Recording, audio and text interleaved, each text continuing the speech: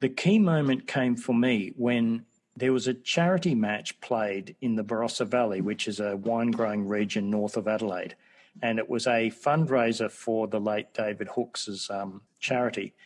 And India were touring at the time, and they brought together a number of players who'd played in the Tide Test, and it was a very informal gathering. So I was able to speak to Dave Gilbert, the two umpires were there, and also, just as a side, Vishen Bedi was there, which is a personal thrill because he's just one of my favourite cricketers, and so I happened to speak to him. But the key to it was getting Greg Matthews. Greg Matthews is an eccentric person. He's differently wired to most people and most cricketers, which makes him so interesting.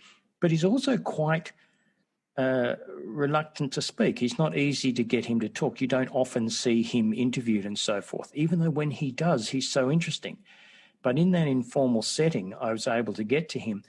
And the raw enthusiasm he had for that Tide Test, I mean, his eyes lit up when he wanted to talk about it. And it was, if I could describe it to you, it was quite hilarious because we were talking about what had happened, and sometimes stupid questions get good answers. And on this occasion, I asked a stupid question because I said to him, when you lined up to bowl that last over on the final day, and were you aware of the history that was in your hands? And he looked at me as if, it really was a ridiculous thing to say. He said, of course I was aware of it.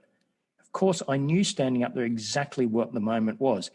He then proceeded, rather than answer the question, to reenact the entire final over in which he played the role of bowler, batsman, fielder and umpire. And it was brilliant. It was like a vaudeville show. And he commentated that entire over as well. And he knew every ball went, everybody who fielded it, what everyone said. It was absolutely fantastic. And I thought, at the time, I have to write, eventually I'm going to have to write about this test match